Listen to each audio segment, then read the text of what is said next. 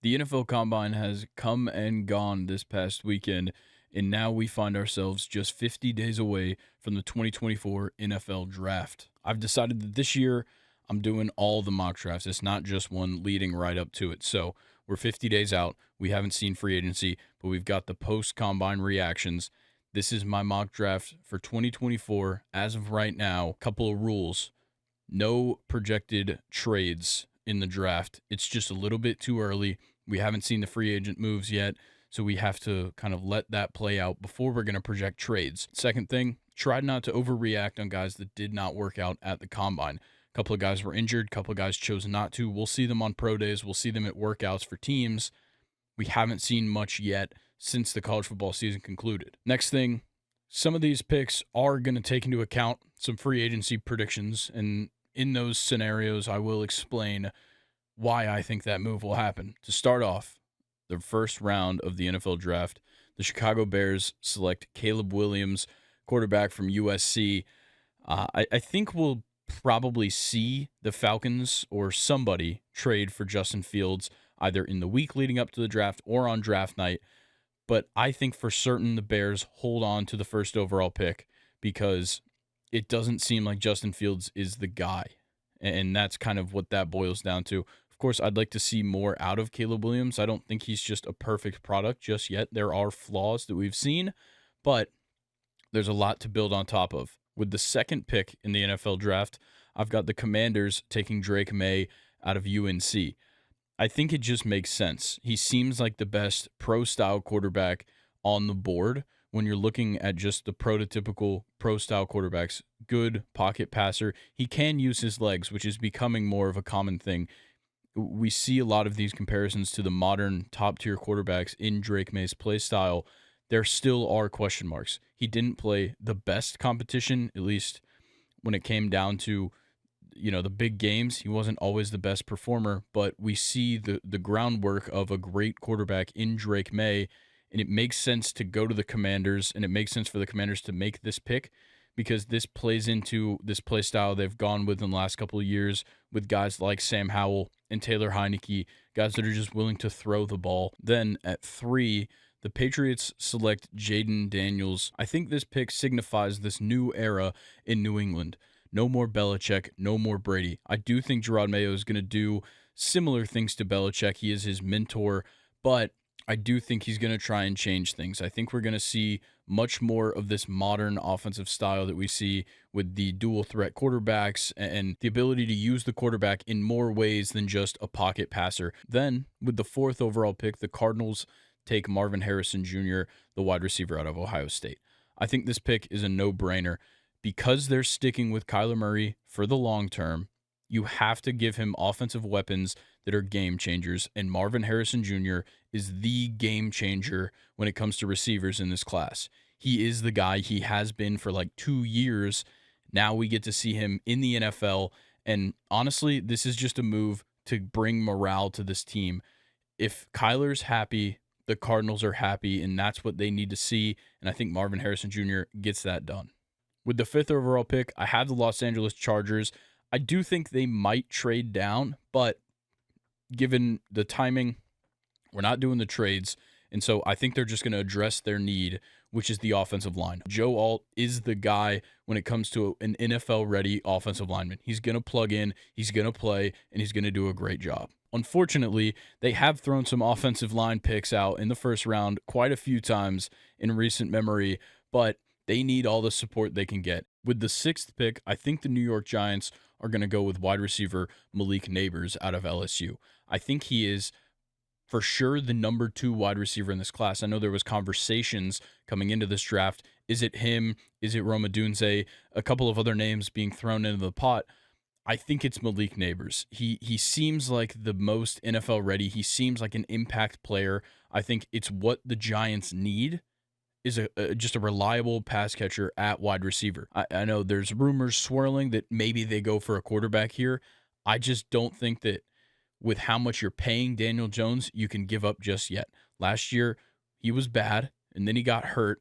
I think you have to give him a chance because you still got him for 3 more years, and you're paying him $40 million a year.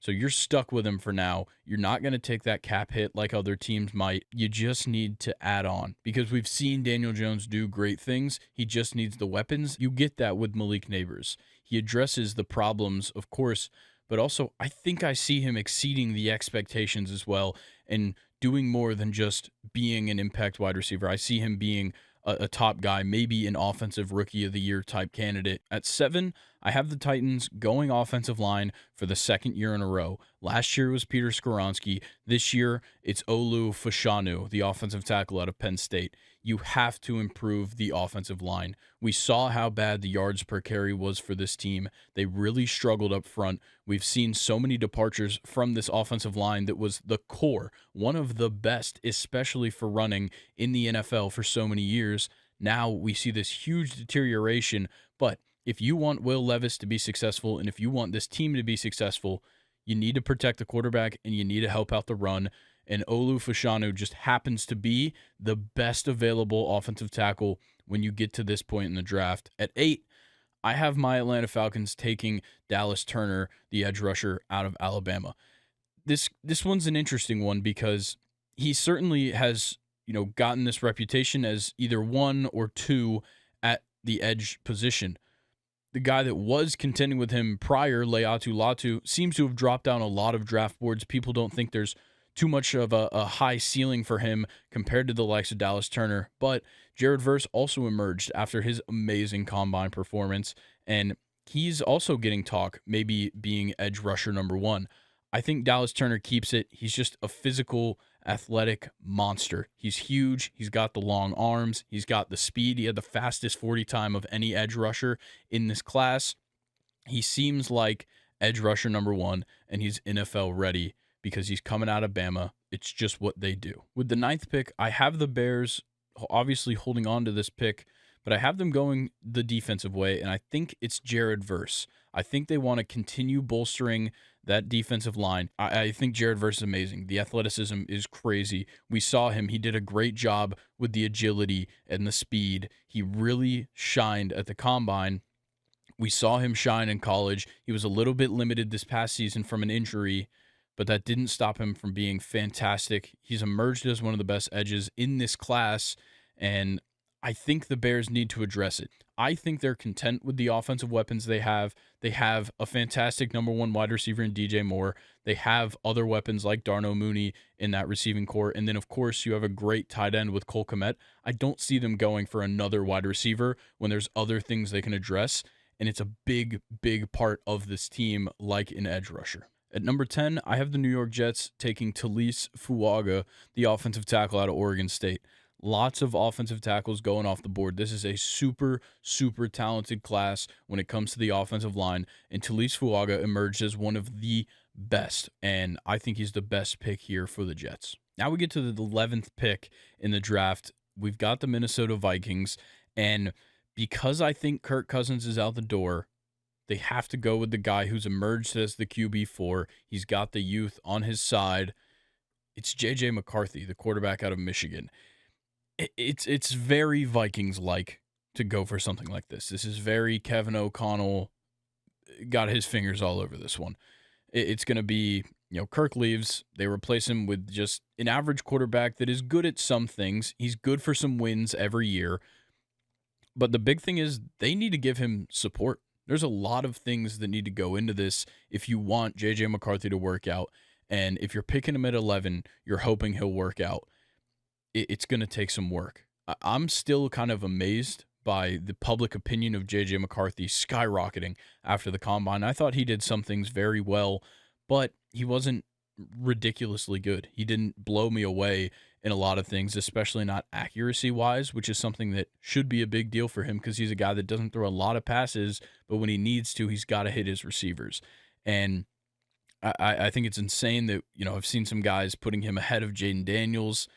I think best case scenario, he's as good as Kirk Cousins, but I kind of see him more as a Kenny Pickett or a Mac Jones, but we'll have to see what we get out of J.J. McCarthy. But for now, I think the Vikings go with him because they need a quarterback, and I think they want to go young this year. At 12, I have the Denver Broncos going for a corner, and they take Quinyon Mitchell to be the first corner off the board. I think from the combine, he cemented himself as cornerback one. Of course, it's kind of between him and Terrion Arnold.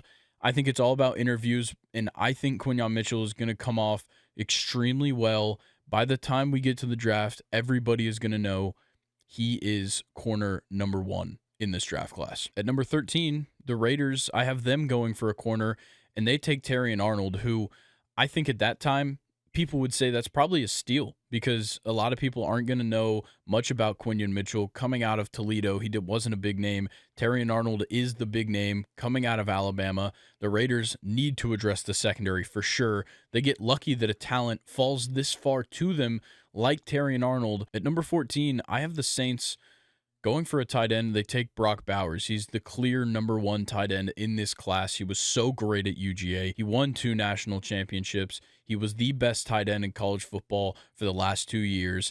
And I think it's big for Derek Carr's success with the Saints because of the position that his contract has put them in. He needs to do well. And I think that starts with a good pass-catching tight end. At number 15, I have the Colts going for a corner as well. I think this is kind of the range where we're going to see a lot of those guys go off the board. Right here, I have them taking Nate Wiggins out of Clemson. He's got wicked speed. He had the second fastest combine 40 this year with a 4.28. He was fantastic, and I think if you need to go corner right here, he's the no-brainer with everybody that's remaining. At number 16, I have the Seattle Seahawks maybe reaching, depending on what you think, and they take Troy Fautanu out of Washington. I think this one is a big deal with it's Seattle.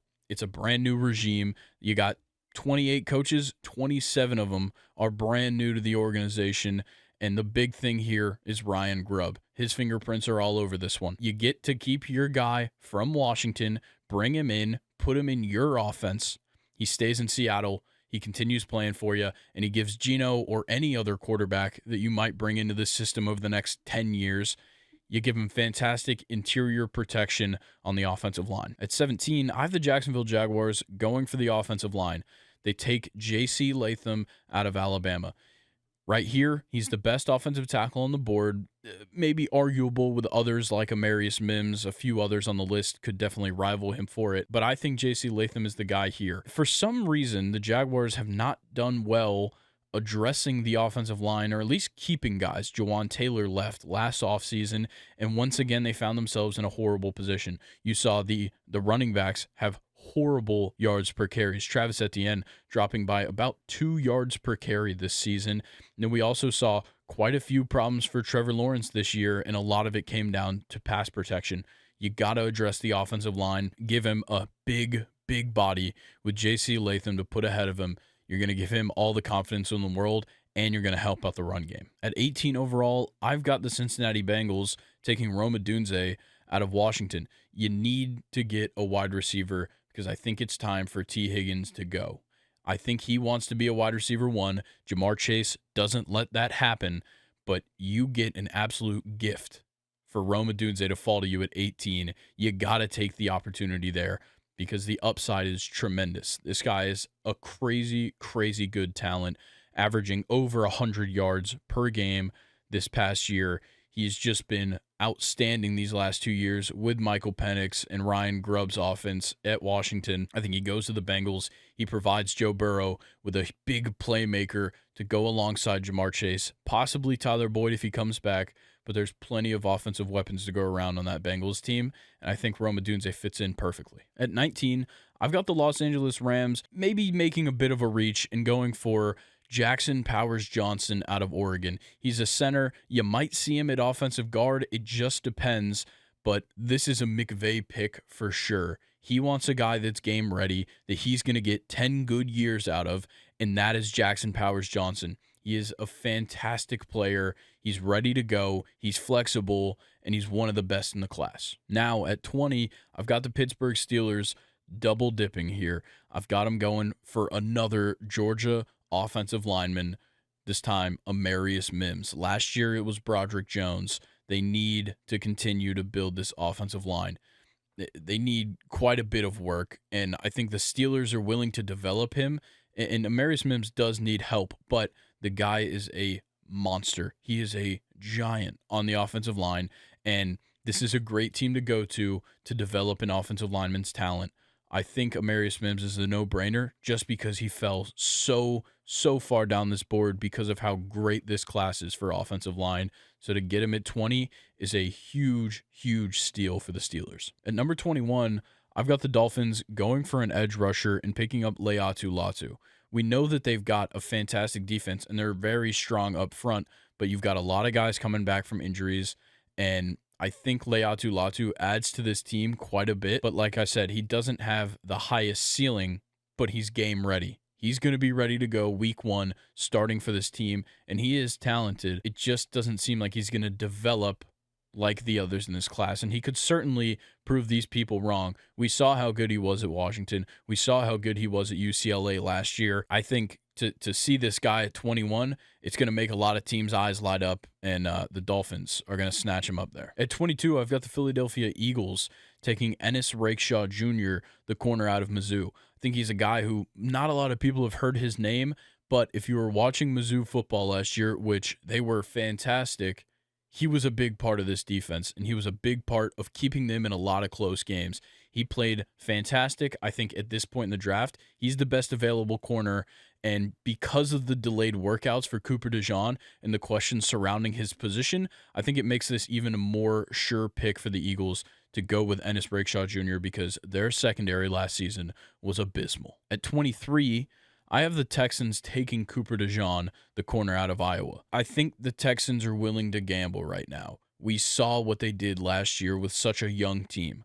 Why not add in a big X factor on the defensive side? He can play safety, he can play corner, he can play in the box as a linebacker. He did it for Iowa. He's also a fantastic punt returner. We saw him return that punt. There was a little bit of a fluke. They should have won that game, but he addresses a secondary that was one of the worst in the league in opposing completion percentage. That is a big deal for this Texans team if they want to continue to win, is to stop the pass, and this is the pick to make. At 24, I've got the Cowboys going for a little bit of a depth move and taking Tyler Guyton, the offensive tackle out of Oklahoma. He's a big body. He's fantastic. We saw how good he was at Oklahoma these last couple of years, and I think he just provides a good lineman for the future. They can build on it. They can use him.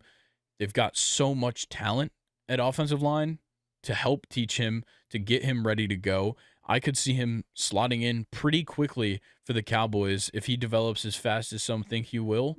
And I think he's just a pick for the future. And to get him at 24 in this loaded offensive line class, it's a gift. At 25, I have the Green Bay Packers going for Kool-Aid McKinstry, the corner out of Bama.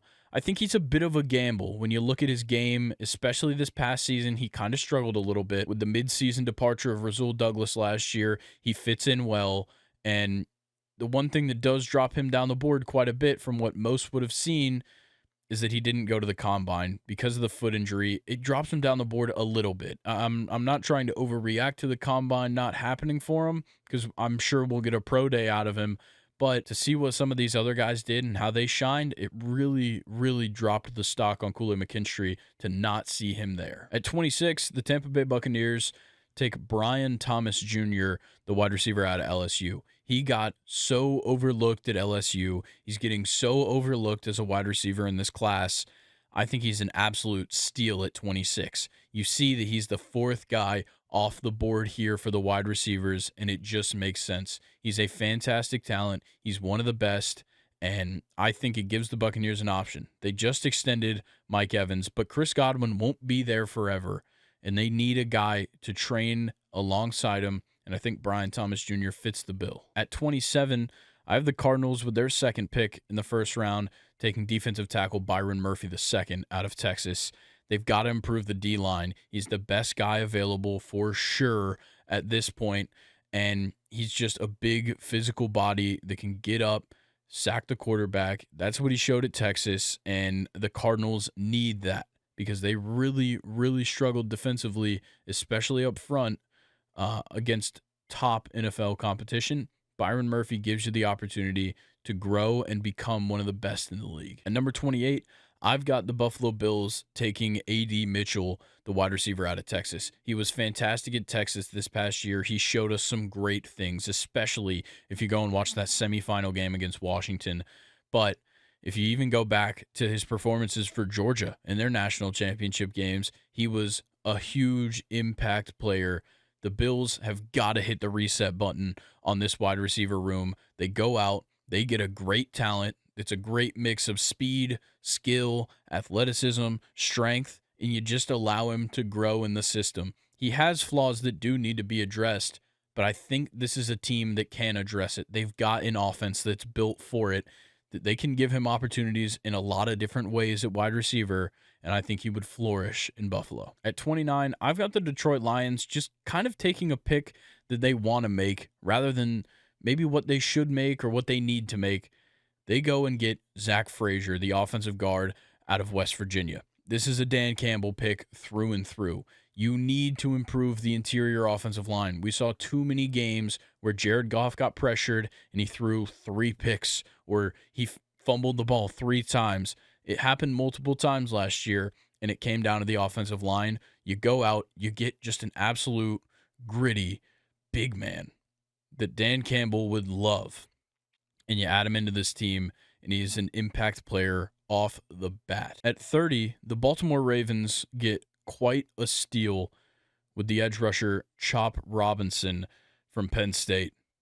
Chop comes from the nickname Pork Chop, and that's good enough, but he's got little arms. That's the story of the combine. He measured in pretty small when it comes to his wingspan, and that's not a great attribute for an edge rusher, but you got to factor in the speed.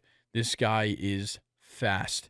And luckily, the Ravens are kind of a place to go if someone's got something bad to say about you.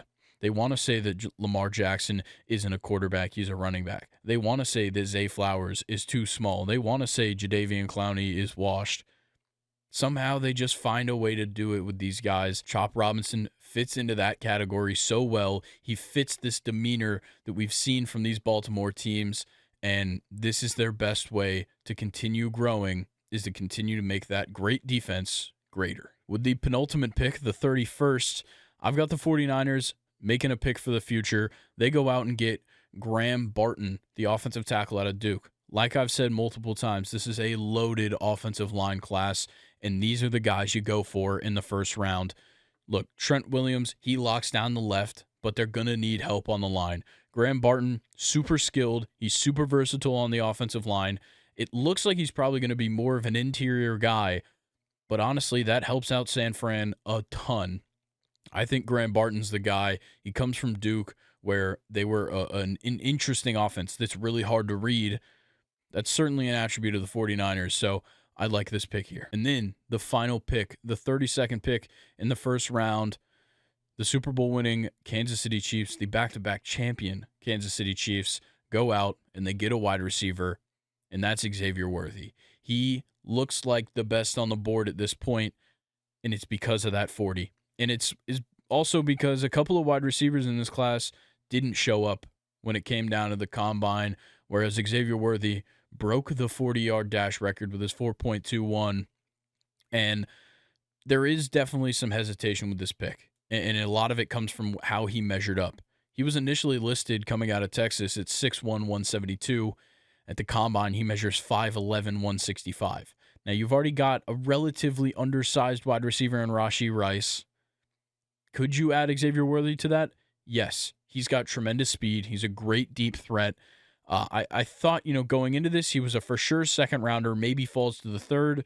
But like I said, that combine performance was a game changer for Xavier Worthy, and it boosted him way up the board to 32. All right, so that is the first installment of my 2024 NFL mock draft. We'll see another one from me and Colin and Luke heading up to the draft, either a week or 2 weeks ahead of the draft.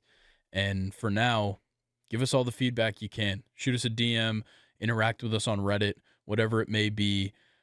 But before you leave, make sure that you like, subscribe, comment, and turn on notifications on YouTube. And make sure if you're seeing this to go check out the podcast episodes. We've got all of them here on YouTube. You can also listen to them on all the podcast platforms. And when you go there, you rate 5 stars and you follow the podcast. And go ahead and visit the link tree. Follow us on all of our social media accounts, Instagram, Twitter. Go join the Reddit. It's r/second and short, 2ND, A&D short. I think that's going to do it for us, guys. So thank you once again for listening, and we'll catch you later. Peace.